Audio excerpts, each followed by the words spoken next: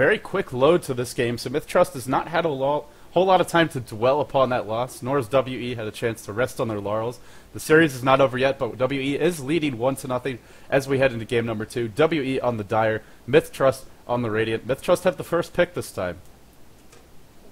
Yep, and we'll see what they want to do this game. I mean, last game, I got to say, I mean, I can see why they picked up that Earthshaker third, not the Clinks, but I mean, things would have been completely different, maybe even for the better, if mithtrust had had that Clinks in the top lane against Darkseer. That Darkseer in the side lane solo, it's just so hard to go up against. I mean, they had an Invoker. Invoker farmed away, but when they swung those supports up top, by then Darkseer was already tanky, got that free kill you mentioned on the Leshrac with an Invis rune, and then in the end, it was just a bad situation where the team fight and the durability of those World Elite heroes was just too much. So game number 2, are we going to see a similar kind of style coming from mithtrust? I mean, they may look to do 1 or 2 tweaks. I imagine maybe going for that Clinks or Morphling this game. Well, if they have the first pick, so unless both of those heroes are banned out in this first stage of bans, which I doubt we'll see both banned out, I wouldn't be surprised to see the Morphling banned again. It was banned in game number 1.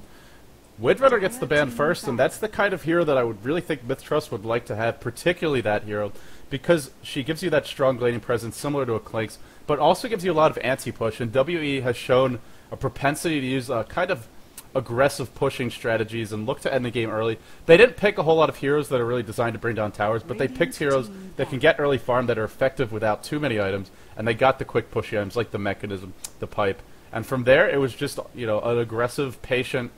I say patient because it's patient and aggressive. They were aggressive in the sense that they wanted towers early, they were committed to getting them, but they were patient about doing so. They didn't dive too far past the towers. For the most part, they waited for the right opportunities to drop the Ravages, to drop the vacuums, and that's what allowed them to win the team fight. So if they continue with that playstyle, I think mithtrust, A, they need to have slightly better lanes, and the Clinks is a good start for that, and B, they need to have a little more anti-push, something like the Windrunner, who can spam down the waves pretty aggressively. Well, I'll tell you one thing, this is a good start for mithtrust. Banning out the Darkseer, unless they were definitely dead set on that Clinks as one of their first 3 picks, they need to ban out that Darkseer, and that's what they're going to do here.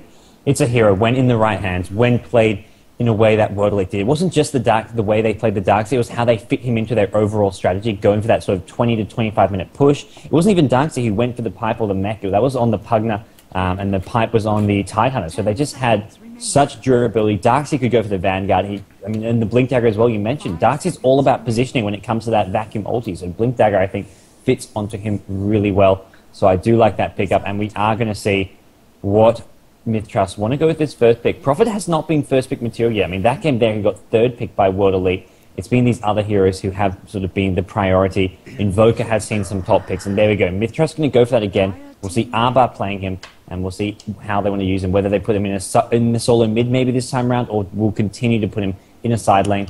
Well, I mean, you can't really go into that hard lane, but if he can get a 1v1 matchup in a side lane, it can be fairly good for him as well. Again with the Invoker, will it be an Exhort Invoker? Last game it was. If World Elite picks into a similar type of lineup and shows signs of that early pressure, I would really prefer to see a Wex build. I think it offers you a lot more by the time they start approaching your base towers. Unless you have just an amazing start in the early game. Yes, Exhort is very strong, potentially early with the damage, but you saw in those fights, he just didn't have the AoE, and Meteor has such a long cooldown. You can use it once, but there will be another creep wave coming, and the mechanism as well can really help counteract that. So we'll have to see how the Invoker is played, but they're giving away a Prophet, and that Prophet did hurt them a lot if they want to do so. It's going to be a Prophet here. What else will they pick up next? Where are we going to see more pushing? The Pugna is available. And Pugna, we didn't talk a whole lot about him, but I actually thought Pugna was very well played and really one of the keys to their success because he just constantly sieged down those towers. Nether Blast, so effective for working them down in a timely fashion from a safe range. It's not even like Leshrac where, yeah, it does a lot of damage, but Edict you have to stand right next to the tower. You can stand a little bit farther back on Pugna, and the ward makes it very difficult to initiate. It's going to be Panda this time on World Elite side. A pretty strong opener and 2 very traditional Chinese heroes. Yeah, I mean, the Brewmaster himself, I mean, I guess World Elite saying they want to have him on their hands this time. It does work well for that mid-game push just because of how great an initiator he is. Not to mention a counter-initiator. If he gets, I mean, as long as he doesn't get locked down, chain disabled, or silenced, and can't go off the ultimate, he's just great for disrupting those team fights. Just throw one hero up in the air, you've got the stuns, and you can't really be killed until much later on when teams have the physical damage to kill off those primal splits. So it's a nice pickup for World Elite. We'll see what else they want to go with. I mean, the Tidehunter worked well for them last game, but I think that was something that was sort of a bit of a strategy that they maybe have planned. I mean, I like the fact it was Pugner at the bottom lane, because often you'll see teams, if they have Tide and Pugner, they're the two farming roles in their lane, they'd say, okay, put Pugner mid, we can do the Tide in the safe lane. And Tide can just farm there. But if that was a Tide in the safe lane, he would not have gotten much farm at all. But Pugner did much better at the bottom lane. And Tide at mid, I mean, he can basically outlane the Brewmaster using that Anchor Smash, which reduces Brewmaster's damage so dramatically, which Pugner maybe would have struggled to do a bit. It would have been a bit more even with Pugner at mid. Yeah, Anchor Smash is so ridiculous. The mana cost is really low, the damage is high, and the damage reduction, I believe it's 45% reduction at all levels. So even at level 1, it makes it so hard for the Brewmaster to last hit, and you can pretty much have it up constantly on that enemy here, especially if you get a bottle or any sort of mana regen. What will mithtrust pick next? Their Morphling is available. The Clinks is available. I think they should get that hero for Lakel's here. I don't like the idea of waiting until the second stage of picks. I really think the Clinks is the better option after seeing this opening from WWE, but they're going to go for Sand King and Leshrac. So Sand King, a bit of a deviation from that Brewmaster, and I have to say, I think this is going to fit in better if it is the early push they're seeing, because you can rely on that Burn Strike not just once in a team fight, but throughout all engagements, as long as Sand King stays alive. Yeah, and it's also a deviation from their normal Earthshaker pick. I mean, they love to have that Earthshaker for R5, R5. I think Sand King is a lot better against this solo play that World Elite showed last game. I mean, it's non-stop pressure. I mean, that Fissure has a fairly long cooldown, and also Sand King, you've just got much more mobility, and you're getting right in there. ES just sits back, drops a Fissure. Sand King goes in there, he soaks up some damage, soaks up some spells, as long as you're not getting picked off and taken out of the fight. I mean, just taking some of those spells, causing World Elite to, prevent Sand King from sitting in that sandstorm. It just is a much harder hero to deal with than an Earthshaker, who's just going to sit back, drop the Fissure, and at the best time possible. Sand King is much more annoying. And World Elite now, with their third pick, we'll see what they want to do. They're going to go for the Earthshaker, so maybe, I'd say World Elite this game are less likely to go for that sort of non-stop push here. They haven't really got the mech and pipe bias, and they don't really seem to be. I imagine they may even go for a hard carry, some sort of late game with this setup they've got with the ES. The Prophet who can farm away in the jungle or go in the hard lane. I think it'll be some kind of mid to late game strategy we'll see from them. Yeah, Earthshaker is not normally the support that you pick up if you want to push aggressively. Fissure is a nice spell, but long cooldown, not great at clearing out creep waves, not the most spammable spell. And Earthshaker, just more of a defensive pickup in general. Syllabear is the ban, a smart ban there.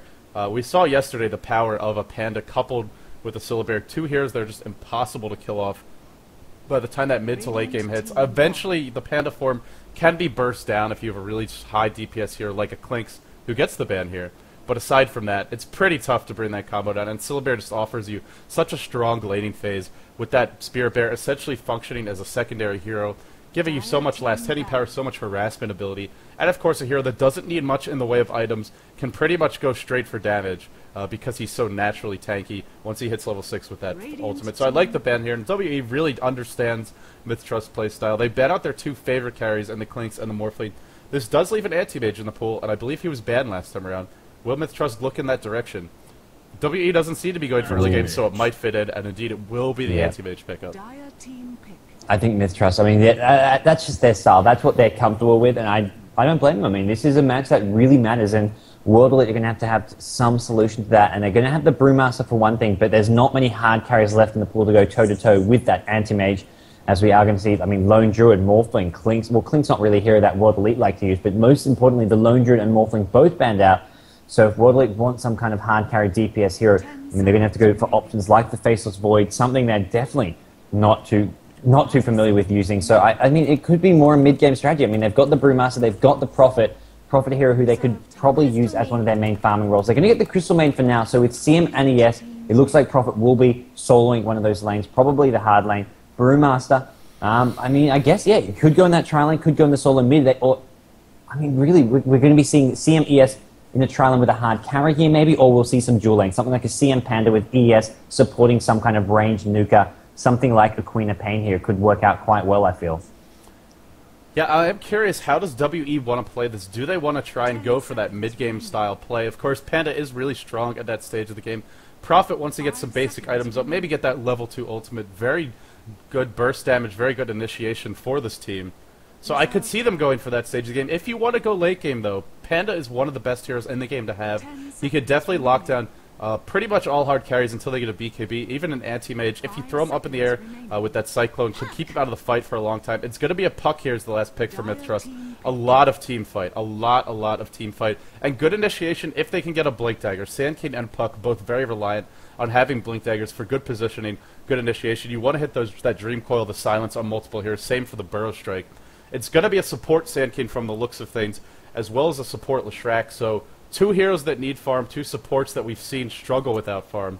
If they have a good start, they'll be fine, but if they don't, they could be in for a rough patch. I'm guessing it will be a Suicide lane Puck, an Invoker mid, and then a Tri-lane for the Anti-Mage down bottom. 5 seconds remaining. Yeah, and that was one of the main problems last game for mithtrust, that it was a hard support Leshrac. I mean, and these, as you say, they're both heroes that need farm. I don't mind seeing either Sand King as a support or Leshrac as a support, but having them both on the support role, you need a better hard support than a Sand King or Leshrac. You need something like that CM or a Vengeful Spirit.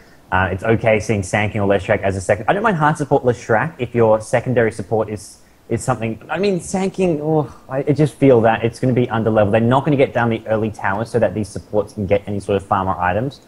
And now, I mean, World Elite can look to exploit that. They're going to pick up a DK, so it is going to be a mid-game strat. I didn't actually consider or even, I don't know, take into account the DK still being in the pool, but I really like this pickup more than something like a Queen of Pain. This is going to give them such a strong mid-game. And DK is a hero that can actually deal with an anti-mage. You go for that sort of Mjolnir build, maybe after a pipe or a drum or a BKB, and you can actually do some nice DPS and go for that mid-game push. Yeah, the other issue that Anti-Mage has matching up against the DK is that Anti-Mage, a lot of his early game damage does come from that Mana Burn. Looks like I have a connection problem here. Hopefully that's not just me. Me as well. Okay, so we may have a remake if the server goes down. Hopefully not too many issues with Steve. But the Anti-Mage, the Mana Burn is one of his primary sources of damage until the mid-game once he gets a couple of items up. And DK is a very small mana pool. Sure, he might be out of mana, but he's usually going to have a Soul Ring. So if he needs a stun, he can always pop that. And with that very high base armor, thanks to Dragon's Blood, Anti-Mage is really going to struggle bringing him down, especially if DK gets up either a pipe or a BKB. WE, I think we are going to see a timing push like we saw last game. It might start a little bit later. DK is more farm dependent than anyone else they had on the lineup last game. But when it starts, it's going to be even more scary, especially if that DK can get up, say, an Aegis, maybe that level 16 Dragon form. He's going to be a real beast and I have to deal with. And a DK who doesn't even have to initiate is that, like, 10 times worse because he's got the Panda to jump in first, the Fissure to set things up. And I got to go back to what you were saying. That laning phase for mithtrust, I'm worried about this bottom tri-lane. Even if the anti-mage does well, I think the others are going to struggle.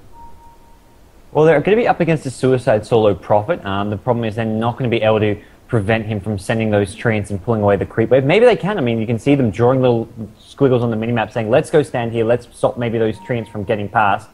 The most interesting for me from the World Elite team is that they're putting DK mid and Brewmaster at top. Those two heroes could have easily been switched around. This could easily be Brewmaster mid with the 3-branch build going for that fast bottle and the DK at top getting the safe farm. But they're prioritizing getting the farm on Brewmaster, and I like this for one reason. Brewmaster is the initiator. He's the one who wants to get up that fast Blink Dagger, and that's going to be how World Elite look to set up team fights and win the mid game. And DK with early farm, sure, he can get up maybe a BKB or something fast, but he's not the initiator. If Brewmaster struggles at mid and we see a late Blink Dagger, World Elite will struggle because of this.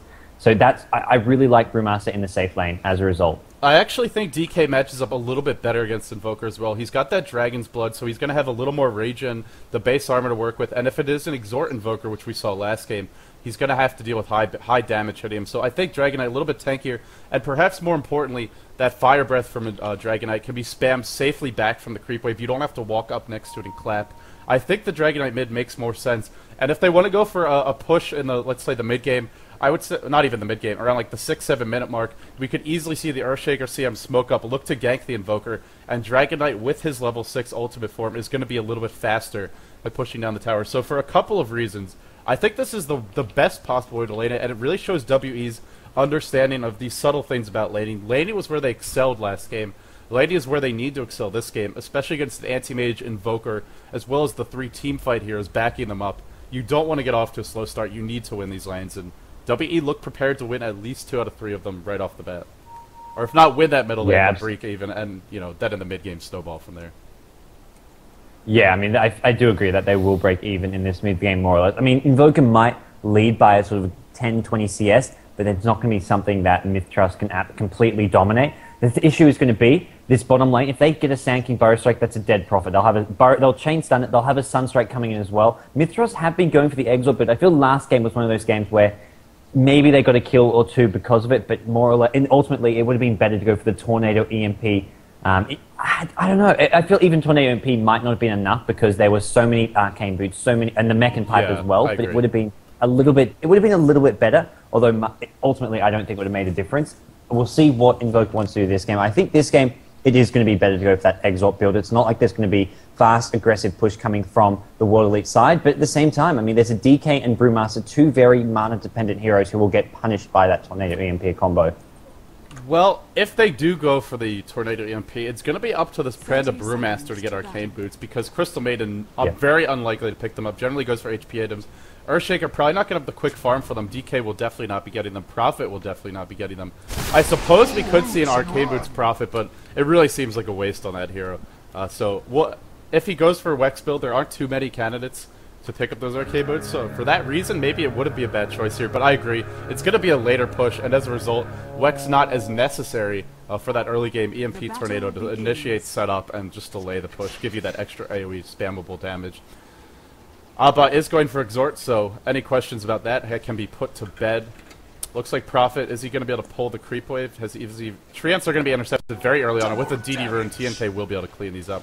So there will be no pull. There is a lane ward as well. That's really going to deny the Prophet farm. I would have it's going to be. I was just about to say we may see a stun coming up, but no, it's going to be too late anyways to stop this pull. Go ahead. I would not be surprised to see this Prophet transition into his own jungle, especially if he sees the enemy heroes looking to gank him early on. As I say that, R5 is coming around the back, but I see with decent positioning should be okay. The Hell Ward spots him, but look how far away the Leshrac is. There is a DD rune on this Leshrac. Icy has to be very careful about his positioning. He should expect the tri-lane to be here once he sees the anti-mage, and it looks like he will be staying back for the moment. Yeah, he has blocked the creep pull, and he's still got a Treant there. He may block it a second time. Really nice play from Icy with that Treant. It has not been scouted out, and as a result, mithtrust will not have access to that creep pull for a while. And, I mean, this Sanking Leshrac, it's not like they can even say, okay, let's go maybe gank mid. They're going to be under-leveled, under-farmed. They're just sort of roaming around at level 1, and this is two heroes who both need levels. I mean, they can do without farm, but you do desperately need levels, and they're going to go towards the mid lane. I don't even know if they can get this kill here. We'll see if maybe Leshrac can lead it off with a stun, but DK, I'm sure he's been chipped down a bit, but he's just going to be well-positioned, and he'll react to any aggression very quickly. Yeah, I'm not even sure they have the burst damage. Even if they do hit both stuns, Invoker, no Cold Snap, and that is a huge source of damage at this stage of the game. Even with a Sunstrike, it might be just enough. It would have to be perfect. Basically a miracle gank, and in any case, Observer Ward here up on the high ground is going to spot it out, so I don't think this gank has any chance of success. Crystal Maiden rotating down. This could be a turnaround, actually. FNTY immediately spots the gank. He is going to back off. Maybe they'll find the Crystal Maiden, though. Lau actually looks like there's a ping coming out. Will he be spotted here? Uh-oh, Lau just out of range of that Burrow Strike. Should be fine if he walks straight back. Although I say that Crystal Maiden does have lower base movement speed, but this is a huge dive. Maybe too far by R5, and in the end, they aren't going to go for it. Yeah, and this is very, very ineffective play coming from the Sanking Leshrac. And look at Waterley, look how efficient they're being. First, the Crystal Maiden using that small camp pull. Secondly, you've got Earthshaker pulling the other camp. And Prophet, as soon as he realized that those heroes were in fact top, he's put a lot of pressure on Anti-Mage. Anti-Mage has gone through his Tangos as well as a Sal. He is going to just be a bit aggressive here, blinking in, getting Prophet as far away from the lane as possible. But already, he's struggling a little bit this bottom lane, not lasting as perfectly as he could be, although he will be getting that ring of health up, and then from there he should be okay. But the big issue is going to be Sanking Leshrac, who are coming around, going to find this Crystal Maiden and look to maybe steal some of these creeps. Although, well, CM actually uses a Frostbite to make sure they get that Centaur last hit. And they even get the double pull off. This is it's subtle, but it's such fantastic play by WE. The importance of this cannot be overstated. And nothing that's happy right now is more important than the fact that Prophet is getting absolutely way more farm than you ever should get on a Suicide Lane Prophet. And the camp is here. It's the mind games. They thought the camp was warded off and they didn't have sentry wards. I guess they didn't want to sit around and try to farm them. Actually, sorry, they did have sentry wards. They just didn't want to deward. I have no idea why they left that lane. Did he just... these may have just been delivered to R5. I'm not sure if he started with them. He started with them. Yeah, I don't know why they left the lane. He definitely started with them. I think it was just one of those things where they said, okay, we can't really do much bottom, or maybe it was one of those situations where they're like, okay, Anti-Mage can just solo versus a Prophet. I mean, we've seen teams leave Anti-Mage. Maybe the support will stay there for the first sort of minute or two, but then they'll leave him solo against the Puck. It's a similar thing, although Prophet does hit a lot harder, does have better last hitting. And, I mean, Anti-Mage should be able to farm all right. You can see he's already got 21 creep kills. He'll do okay in a 1v1 matchup, but the big issue is Zanking Leshrac, they need farm, they need levels, and the best place to do that is with that creep pull, and they're not using that. Well, and now the farm is being stolen here mid, or at least the XP. TNK has joined Abba in the lane. Zanking is going to migrate back down bottom. This is not good for the Invoker, so this failed sort of roam early on is having repercussions beyond that bottom lane. It's now affecting the middle lane. Leshrac is going to leave, maybe look to go top, but he can't get anything done top two. This Leshrac just doesn't have a home. It's sad, sad state for him. And we're going to see Zanking doing the creep pulling now. So finally, do have some creep pulling going on. He probably wants to try go for that double pull. He's going to tango through, so it will be a double pull.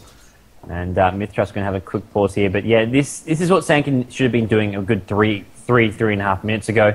Although it has come a bit late. Anti-Mage has actually picked up a ring of regen and a ring of health. So that, I mean, it can be used later to get that Vlad's up. It will give him some nice early game regen. And that makes me think maybe we're going to be seeing, a Vanguard into a Vlad, some sort of just very defensive build. Like Vanguard treads Vlads and then go start team fighting and going for some early towers. I mean, mithtrust in the mid game do have a lot of firepower with the Zanking Leshrac, but they're not going to have it if they don't get those levels. Leshrac, though, getting close to the level 3, starting to find some place to farm. Although this is not a home that Invoker's going to be happy with. He's like that home invader that you just don't want them living with you, but somehow they just can't get rid of them. Yeah, it's like, you know, I don't know, maybe some guy couch surfing shows up to your place, and, you know, he's going to be there for a day or so, he says, and next thing you know, it turns into a week, and you're a nice guy, you don't want to kick him out, but at some point, get the hell out of my house, I want to get some sleep, or in this case, some creeps, without you interfering. And TNK is kind of last hit here, too, so I have no idea what the game plan is, but an Exort Invoker needs a lot of levels because he's not going to have any points in Wex early on, and once that sort of mid to late game hits, you want to at least be able to throw down occasional Deafening Blast, EMP, Tornado, etc.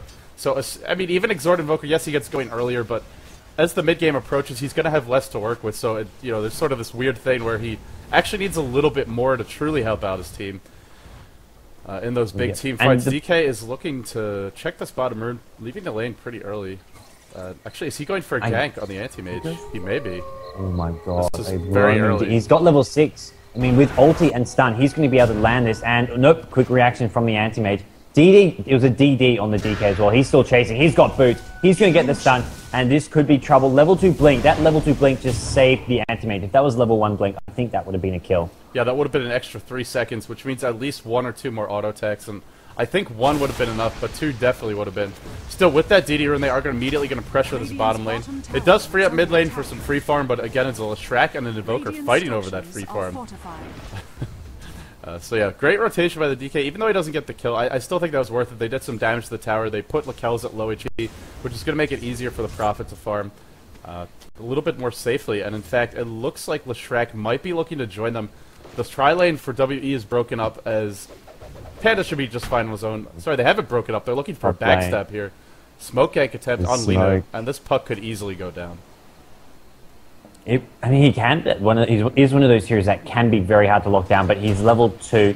They've done such a great job at just zoning him away from that creep wave. And now CM and ES, they're just going to sort of sit here and imagine the orders are. Brewmaster, they're going to try to push out this tower. They don't just want the kill. What they really want is the tower. If they don't get the kill, that's okay if they can get this tower. And with Brewmaster just sort of auto-attack last hitting, we'll see this being pushed to the tower. And now CMES will look to move in. We'll see a fissure block coming. Whether or not they can get this kill is going to be hard. There's a fissure, and yep, he has been locked down. He can't dodge that clap, and that is going to be an easy kill. A 7.5 minute first blood, so a very late first blood, but an important one. World Elite going to get it, and they're going to get top tier 1 tower as well by the looks of things. And the Prophet has hit level 6. Level 6 Prophet and early tier 1 tower up top. That's going to mean that they have an opportunity to rotate towards mid or bottom and look for a push there. Plus the DK, he's level 6 too, and that ult is about to come off cooldown because he used it so early this game. We could easily see 3 towers going down in the next 4 or 5 minutes. And it looks like Leshrac, level 1 light, or sorry, level 2 light. Oh, look at that Prophet! Oh, just absolutely brutalizing him. It was the clap that did the real damage there. But the Prophet, just to ensure the kill, and with that kill, well, Prophet gets a little more gold. They get the tower. It's a big boost for the whole team. And look at the farm on Chan. 51 CS, and you mentioned the zoning out. Well, 28 deny is certainly going to be a big component of that. MiTH, they do a farm, but only on 2 heroes, and normally a team like MiTH, you like to see 3 heroes getting farmed, even if those two supports are getting nothing. Yeah, because, I mean, look at what they're doing. They're going to actually go for this anti-mage. Anti-mage's trying to blink out. He does get found. DK going to get this kill with one more right click. Oh, just as the blink came back up. DK taking a lot of damage from the Chaos Meteor, but not going to be enough to do any serious damage and take him out. It will be DK walking back towards that mid lane. He's been very, very present all over the map. Oh, this Panda already has a blink dagger, really wants the puck. Yep. It is a level 4 puck. He got 2 levels from that recent push. Blink dagger on Panda this early. This is... You almost never see this. You see early blink daggers maybe around the 10, 11, 12 minute mark. And 8.5, 9 minute blink dagger. Linu, clap to initiate. He's dead. Can't even orb out in time. Meanwhile, bottom lane, Prophet may go down. That is a much needed kill for mithtrust. So they trade. I think they'll be happy with that trade. Especially since the Prophet had 1,400 gold. He was very close to a MSIevoGT if he wanted to go for one. Or if he's going for Mecha Urn, that will slow it down a little bit. Still another kill going the way of WE. And this Panda is looking pretty fat. Looking pretty fat. And either way, Prophet, I mean, it's a kill that Worldly aren't going to be too worried about. It's not like this Prophet is struggling. He's level 8. Sure, that's going to maybe slow down his MSIeVOGT or whatever he wants to go for. He could be the one going for that mech, in fact, this game, but it's not going to matter. A level 8 Prophet with decent farm compared to a level 4 Puck who has no farm at all. That's a hero that mithtrust need levels on and need to having some presence in this game. Linu is struggling, and until you get that Puck Dream Call, you can't really lead those ganks. And I mean, not just level 6. He needs to get that max waning rift with the max illusionary orb. I mean, it's a very level dependent hero, which is why you put it in that side lane solo, because he can get those levels. He doesn't necessarily get farm, but he has not got either levels or farm, and he's just really suffering as a result. He's gone into the jungle now as a result. I just don't think the puck works, though. I mean, there's so few lanes that he does well against, especially when you consider the kinds of heroes that are being picked up nowadays. I think we've seen one puck that did well, but that puck actually abandoned the top lane very early on. He orbed himself up onto this high ground here and started farming his own neutral creeps, and perhaps that would have been the better decision. I think he would be about the same level, but he wouldn't have actually gone down there top because he wouldn't be in the lane to gank. It might have made the push happen a little bit earlier, but something to keep in mind.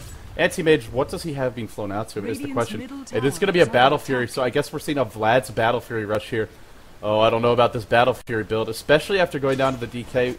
That, not so much the death, but more we saw how squishy this Anti-Mage is, how easily brought down he is. He is going for the Mana Burn build on top of it, so he's just that much squishier, not having the quick blink cooldown, not having the level up spell shield, and not having any points and stats. This could be a real problem for MiTH. Still, if he's able to get up that Battle Fury, we all have seen the power of it. So for now, it's going to be up to WE. Don't let Anti-Mage get too much farm. Put some pressure on these other lanes. You have the Blink Dagger on Panda. You have the ult on the Panda. They could just all go bottom right now. And there's really nothing MiTH that I can see them doing to stop it, especially with that Exhort Invoker. No EMP, no Tornado to really slow down the push. Yeah, and I mean, the other thing is it's not even a relatively fast Battle Fury. I mean, we're already 11.5 minutes, and he hasn't gone for boots or treads. And he is going to be a bit of a way off. It's going to be maybe around the 16, 17 minute mark. So mithtrust, I mean, they are in a bit of a tough position here. They need to maybe make sure they don't lose too many more towers. But against a DK Prophet, I mean, his mobile here is the Brewmaster with the Blink Dagger. That's going to be the key component here. They're actually smoked up behind this bottom lane. And with this Blink Dagger, they're going to be able to get a tower and probably a kill or two, especially if mithtrust side defender. Mithtrust have backed off, and that's a smart decision. I don't know whether I don't think they saw anything, but they just know something's up. No. And it was the Sand King who knew something was up, wandering off, although Invoker is not a pickoff they want to have happening. Gods, you were just cutting in and out, so let me call you right back. Radiant's bottom tower has fallen. Yeah, so WE is going to pick up a very early tower, and the Invoker's positioning, it looked like he knew there was a smoke gank, but this is the power of that Blink Dagger on Panda. In that case, it wasn't even necessary, but even if Invoker's been standing like in anywhere around this area, I'm circling you sort of behind that tier 1. As I say that, blink onto Leshrac, the clap, the Dragon's Fire, and down he goes. Look how squishy that Leshrac is. This is one of the issues with the support Leshrac. Lino going to look to orb away, and that should keep him alive for now. He does have level 6. But R5 also not able to contribute, and they're just going to lose these hour towers for free. I hate to say it, it feels to me like mithtrust has no solution for this early aggression from WE right now. Well, killing the Crystal Maiden, that is the start. Sunstrike comes through, but losing 2 towers this early, especially towers that are important for control your own jungle, controlling that Roshan pit. It's going to put them hugely on the defensive now and free up a lot of gank paths. WE, they're not done yet. They actually want to go for high ground here. They're going to look to force some TPs back, and once those TPs come, expect to see them walk away. This is one way to keep your tier 1 alive top, but for now it looks like mithtrust are not defending. Already the tier 1 taking a good amount, tier 3 taking a good amount of damage.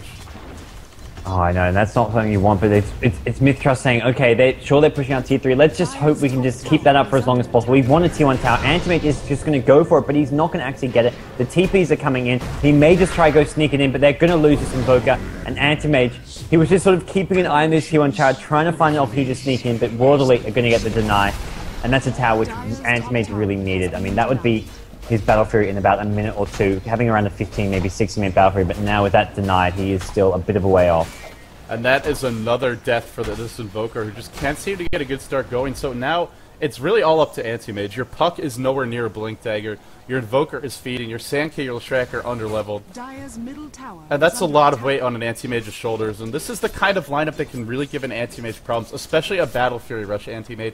They have the push power, they have the lockdown, they have the initiation of the Fissure and the Clock. They have everything they need to deal with an Anti-Mage at this stage of the game. Yes, if the game goes for 50, 60 minutes, maybe even 45, the Anti-Mage can carry this kind of very deep in enemy territory here, but until that point, Anti-Mage is going to be just fine, and looks like they're going to lose another tier 2. They do have a decent amount of anti-push, but once that Meteor is done, there's really nothing reliable to spam except for the Orb, and oh, there comes the Lightning Deathly Blast. Still, the tower will be going down. Not denied, and the Invoker getting caught out again. Clap, and he is going to go down. Third death for this Invoker. 3 quick deaths for him, and that's going to delay that Force Staff, and without that Force Staff, he will continue to be food. Exactly, and this Exalt build is just not very effective. It's one of those things where you go the Exalt build to be aggressive. Meanwhile, though, top lane, Antimage has gone in. They're going to get a kill on the Earthshaker. Panda, though, has popped the ultimate, and it will get slowed down. The Dream Coil does go on the DK, but they picked up the kill on Sankey, and they want more. They want this Puck. Puck, though, does have an orb out soon. The Anti-Mage gets stunned by the DK, goes down. DK picks up his 6th unanswered kill. He hasn't had great farm. He's on 41 CS, but he has a lot of influence on this game. He's now going to have almost enough gold for that pipe up, and with that, things are going to get worse and worse for mithtrust. I gotta be honest, this WE team looks like a completely different team from the one we saw yesterday. Well, not completely different. We saw some signs and sort of seeds, you know, of this type of play, but the amount of coordination, the amount of confidence they're displaying, and it's calculated aggression from WE. They know exactly what their game plan is going into this game. The draft really working out for them well, and I feel like it's mithtrust who are being exposed here as a team that relies on a particular type of playstyle and isn't really prepared to deal with this careful, confident pushing from WE. They're not out of it yet, but WE is looking very strong here, taking a big early lead, almost a 10,000 gold lead, 9,000, a little bit under 9,000 at the moment. XP graph heavily in their favor, and with WE's heroes getting that quick level 11 on the Dragonite, the quick level 11 on the Brewmaster, that is a lot of trouble for these squishy, under-leveled heroes. Even the Invoker, as their solo mid, very easily brought down. And for me, this is just very, very characteristic Chinese Dota. This is how they play in Dota 1. This basically sums up how the Chinese Dota 1 style is, and this is World Elite executing it to perfection in Dota 2. A lot of the other Chinese teams, I mean LGD, eHome, have been playing a bit more aggressive with a lot of these sort of more unusual picks, throwing in stuff like Storm. World Elite here, this is just fantastic play. They're winning this on strategy. It's not like you're seeing aggression pushes. I mean, they're taking down towers. Everything they do is very controlled with their aggression, and Brewmaster at bottom looking for this Anti-Mage. Blink, clap, not going to land. Anti-Mage will blink out again. But, I mean, this is just tower by tower. They've taken out 5 of the 6 outer towers, and mithtrust only getting that one top tier 1 tower, and that, in fact, got denied by World Elite, who have now smoked up again, and they're looking for something. There's wards for both teams on the high ground here, near where the Anti-Mage is. It will spot the Anti-Mage, and whether or not they can get that kill, we'll have to wait and see. It looks like Anti-Mage may blink into them it's actually Icy up top who may go down first. Sunstrike is going to hit him, and while that's going on, Anti-Mage, the net is closing around him, but he blinks out. So they do get a key kill on the Prophet, and the Prophet just had a mechanism being flown out to him, or I'm not sure if it's the whole thing. Actually, it is the whole mechanism. You talked about how this is really what Chinese Dota is all about, and I completely agree with you. Another component of that calculated aggression is getting the items to allow you to be aggressive. We saw the quick Blink Dagger up on the Panda. It's being followed up immediately by the Pipe and the Mechanism. With a Pipe and a Mech this early, especially against mithtrust lineup, who actually despite the anti-mage and the Exort Invoker, they have a lot of nuke damage. Pipe and Mech is really going to make life tough. I don't see them bringing anyone down, maybe the Crystal Maiden, but this Panda, the Dragonite, the Earthshaker backing them up. The Prophet, so tanky at this stage of the game, and they can easily siege down this mid-tier too. Once this tower goes down, expect to see WE transition into the Roshan pit, especially, and if they get some kills, maybe even look to go high ground. Yeah, no, absolutely. If they can get some of those pickoffs, they've already popped the pipe now. They're looking to go for those kills. They realize quickly that going in any further, if they get stunned under those tier 3 towers, they will take a lot of damage. But this tier 2 is going to be about to go down, and it looks like mithtrust. There's just very little they can do. I mean, Invoker's gone for the Chaos Meteor build, something that we have seen mithtrust doing a bit come mid-game, once those Sunstrikes aren't as effective. And to me, the Sunstrikes being ineffective, that's what you need as an Exo Invoker. You need to be getting, or either getting the kills yourself, or at least helping out those side lanes by using those Sunstrikes. But there's never an opportunity to do so. World Elite played so safe and defensive in those side lanes. Sanking Leshrac never got involved, and that's 3 heroes who early game were just pretty much not used to their full potential. The Sanking Leshrac as well as the Invoker, and as a result, things got very ugly for mithtrust and where we're at now. Oh gods, you're completely on point here. And I mean, it wasn't just the fact that Sankin, it's not like the Sankin Leshrac had horrible positioning, really made big blunders. It was just the fantastic play of WE. You saw the DK when that gank came in, he immediately backed off to the right side of his tower. As soon as those tier heroes were gone for about 1 second, he frantically started pinging this area, letting the Crystal Maiden, who was doing some pulling, know that there might be a gank coming her way, and she immediately backed off. And just all around, WE was just moving in the correct directions. They showed great map awareness, great communication and teamwork. And again, with that tier 2 tower down, there's no towers positioned near Roshan, and WE are going to easily collect an Aegis here. Could give it to the Panda, could give it to the Dragonite. Not the best candidates, but I expect to see one of them picking this up. The Prophet, I suppose, a distant third possibility, but looks like it will be the DK from the way the heroes are positioned. And in fact, DK is going to pick it up. Now they have to kill this guy twice, and I don't even see them killing him once.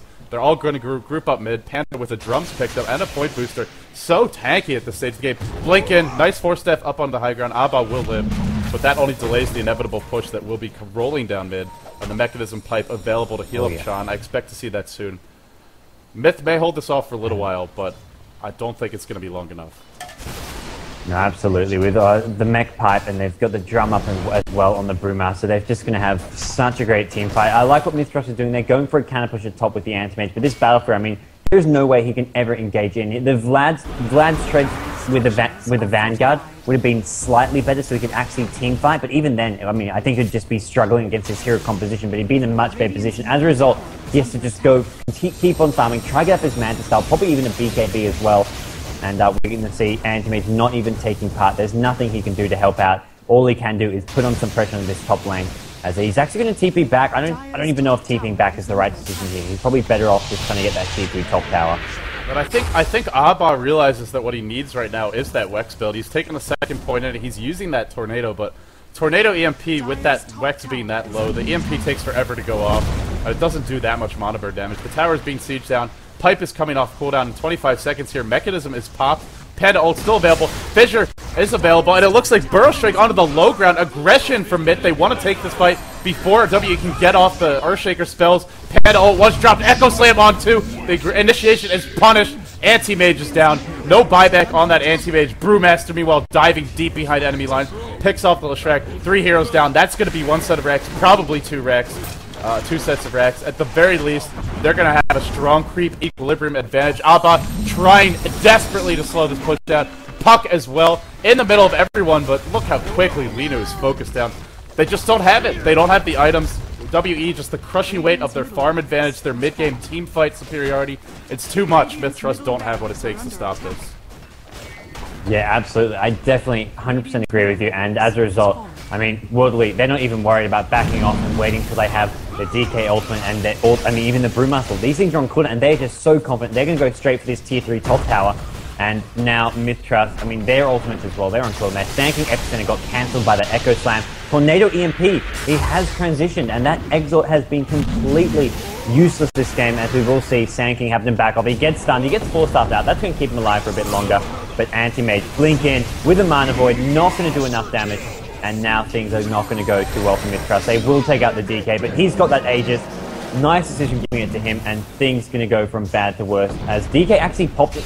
It was in ulti form, so there's no ulti for World Elite. They're going to have to back off. Sanking, nice burst, like they take up profit. DK as well in a bit of trouble here. We'll need to see some backup from World Elite, but they're going to lose DK. They may lose more than 2 here with ES taking a lot of damage as well. Puck, nice blink in. Did dodge some of those right clicks, and now mithtrust have turned things around a little bit, but ultimately World Elite will just regroup. And with that, we will see them turning things back around. Are we going to see the ultra kill? No, leader not going to get that. Looks like he will be going out. Clap cleans him up. Double kill for the Brewmaster. Buyback from Icy. I mean, mithtrust, they're giving it their absolute all here. Every last ounce of energy, every last little thing they can be doing to gain an advantage in that fight. They played that fantastically well. I mean, their execution in-game has not been bad.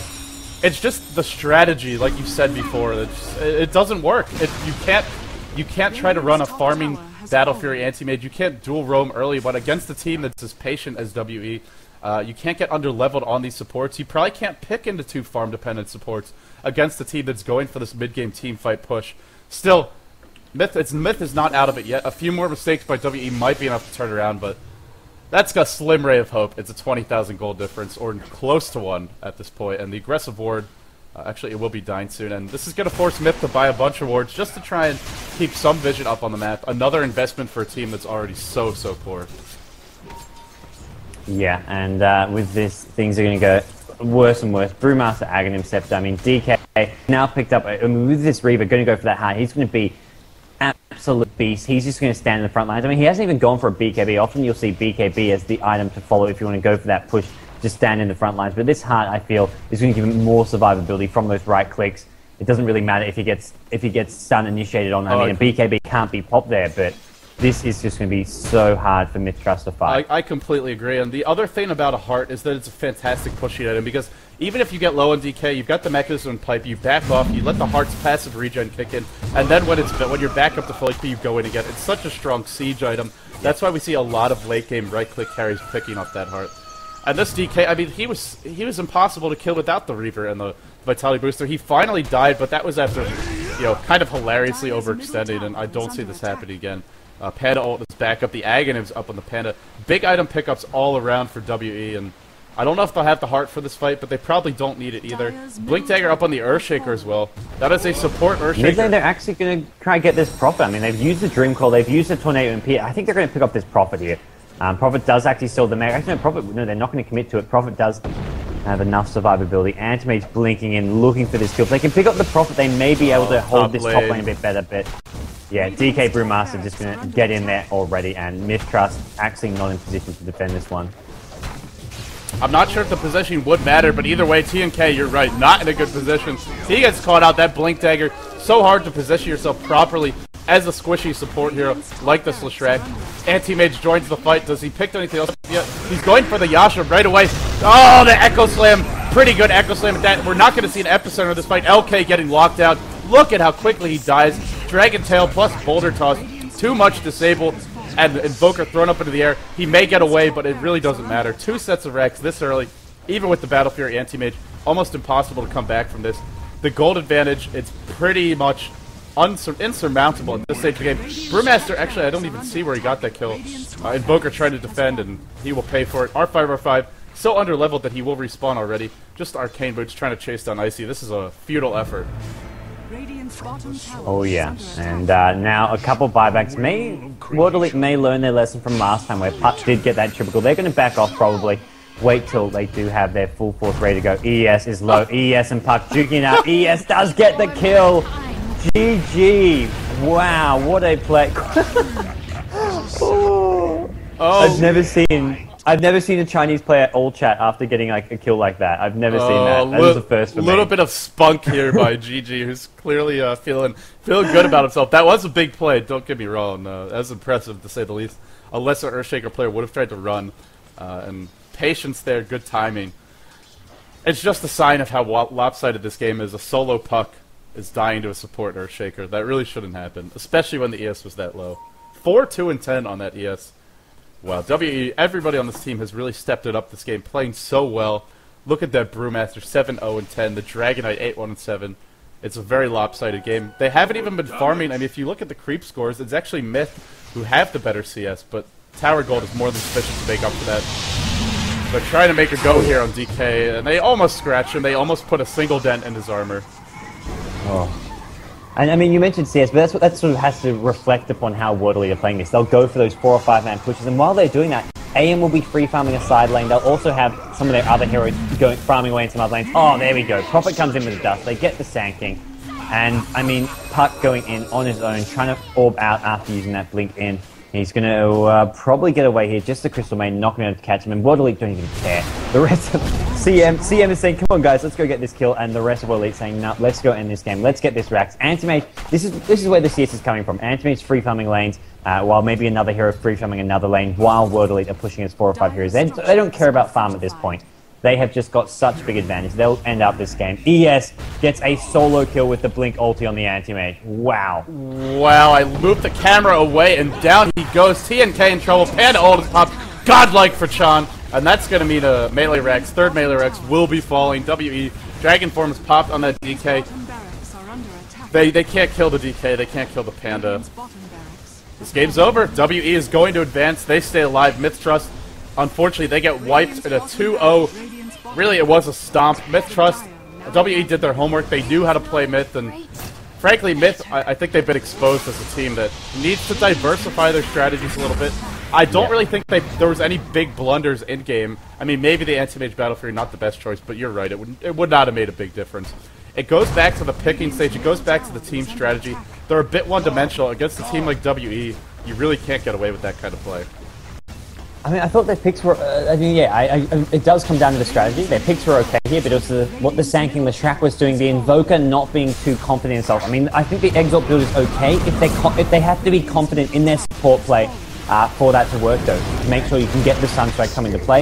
If they wanted to have at the same time, if you wanted to go for the Tornado EMP build, he had to do it from the start. He switched it up mid-game. He really was all over the place. And mithtrust, I mean, I agree. They're just a bit not as versatile as they need to be. They're one of the top teams. They're so consistent that they just can't really win these big games against teams who are a bit more experienced, do have basically the teamwork of World Elite, as well as the sort of versatile strategies that we are seeing here coming out from those guys. And I've got to say, after today, World Elite suddenly, I mean, I somewhat counted them out when we first saw them on Wednesday, but since yesterday and today, they're suddenly looking like one of the true contenders for the East Qualifier spot. You know, I have a feeling World Elite has been practicing really hard, even though they've been playing these matches and involved in other tournaments. Every 3 seconds they have, it seems, even compared to yesterday, they seem like a more refined team, a little bit of an improved team, and this is totally different from the play we saw against Dustbin.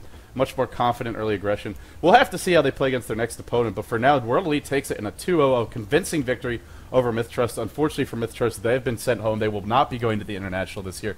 WE stays alive, still 1 loss, and they're out of this tournament. They have to win out the rest of the way, so they still have a lot of pressure on their shoulders. We'll have our second series of the day coming up in short order.